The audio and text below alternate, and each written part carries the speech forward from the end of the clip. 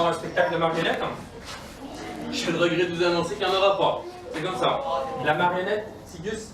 Non, mais c'est. Attends, eh oh! C'est pas parce que je fais le spectacle que j'ai pas le droit de me faire plaisir non plus. La marionnette de Tigus, elle a rempli toutes sortes de formulaires pour gagner des concours et tout. Alors, elle a gagné une casquette Pokémon, une cravate de dinosaure, un faux micro-ondes pourri, tout ça. Des affaires comme ça qui ne servent pas à grand-chose, mais par contre, elle a gagné un voyage autour du monde. Alors ça, petit monsieur, tu vas t'asseoir juste ici? Tu vas t'asseoir juste ici. Génial. Un voyage. Alors il part, son avion, d'ailleurs je ne peux pas trop parler parce que son avion, il l'attend. Donc lui, donc voilà, comme il vous aime bien, je vais quand même ouvrir les rideaux, il va vous dire bye bye, je pense que sa valise à faire, c'est pas facile à comprendre. Ensuite, ben, il part prendre son avion, moi je ferme les rideaux, puis je suis super beau, hein, vous irez faire ce que vous voulez. Ça marche?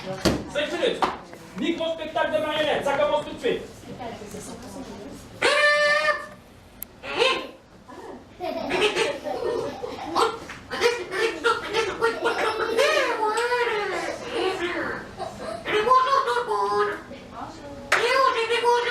Bonjour!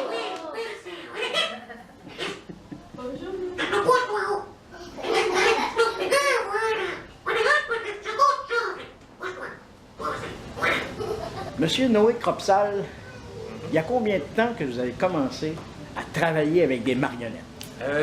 Les marionnettes, ça fait un bout. J'ai découvert la marionnette en Afrique, au Mali.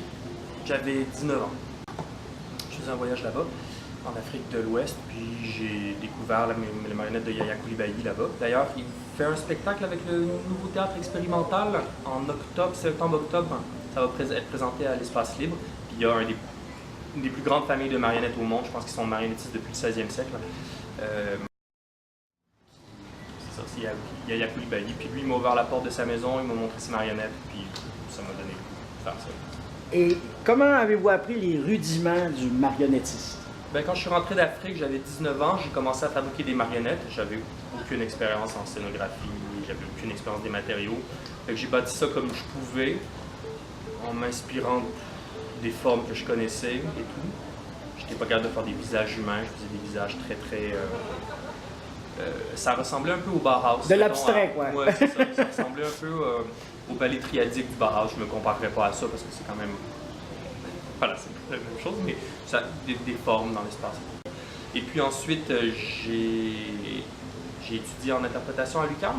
Puis là, il y a un professeur qui s'appelle Marthe Adam qui m'a initié au rudiment de la manipulation de marionnettes sur table. Puis j'ai trouvé des ententes avec elle pour emprunter ces marionnettes-là, pour pouvoir répéter pendant mes pauses à l'UQAM. Comme ça, j'ai travaillé fort de mon bord beaucoup. Puis ensuite, j'ai fait le DSS en marionnettes à l'UQAM. Et vous travaillez avec des marionnettes à gaine, mais il y a différentes sortes de marionnettes. Oui, il y a plein de sortes de marionnettes différentes. Il y a disons, la plus spectaculaire, ce serait la marionnette géante, hein, comme le Théâtre de la Dame de Cœur. Pour le 375e de Montréal, il y a une compagnie incroyable qui s'appelle la Royale de Luxe qui va venir à Montréal avec des marionnettes géantes, mais gigantesques, là, manipulées par des grues. Donc il y a eux, il y a de la marionnette miniature, toute petite, il y a de la marionnette d'objet, il y a de la marionnette d'ombre, il y a de la marionnette à fil, de la marionnette à gaine, de la marionnette à tige sur table, à tige en dessous, il y a tellement de techniques différentes. OK. Il faut retourner vers 1950 pour voir les premiers balbutiements là, des marionnettistes. Oui.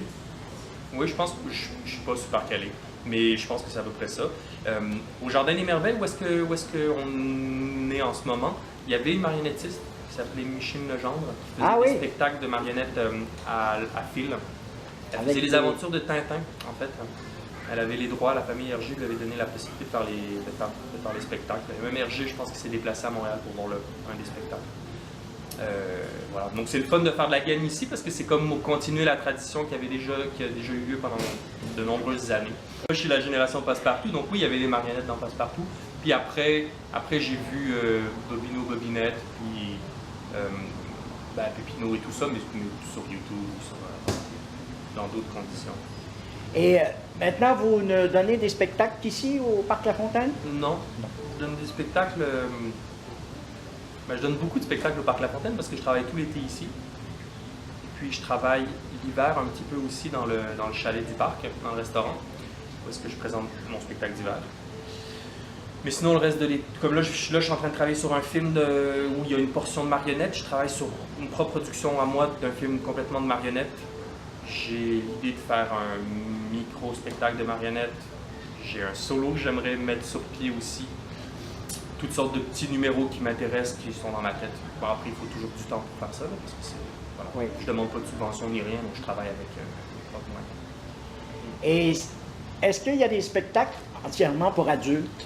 Oui, la plupart des marionnettes que je vais faire, c'est pour adultes. On est nombreux à faire de la marionnette pour adultes. C'est juste que le circuit est tout petit au Québec. Ouais. Donc, la plupart du temps, ça s'exporte à l'étranger. Il y a un super beau festival en février, mars, durant la semaine de... Non, en fait en mars, durant la semaine de relâche. Ça s'appelle Castelier. Ça a lieu dans le théâtre Outremont, aux alentours. Et là, il y a beaucoup de théâtre pour adultes, dont du théâtre international qui vient. Ouais. En Europe, ça se retrouve plus, le théâtre de marionnettes pour adultes. Au Québec, c'est plus pour enfants. Tégus, qu'est-ce que tu fais, mon chien? Rien du tout, je le pêche. Mais non, non.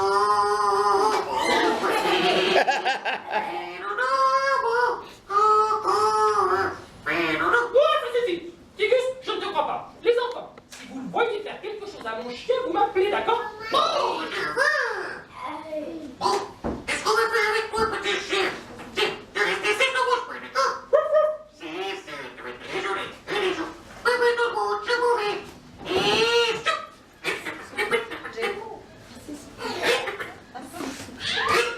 Oh, mais c'est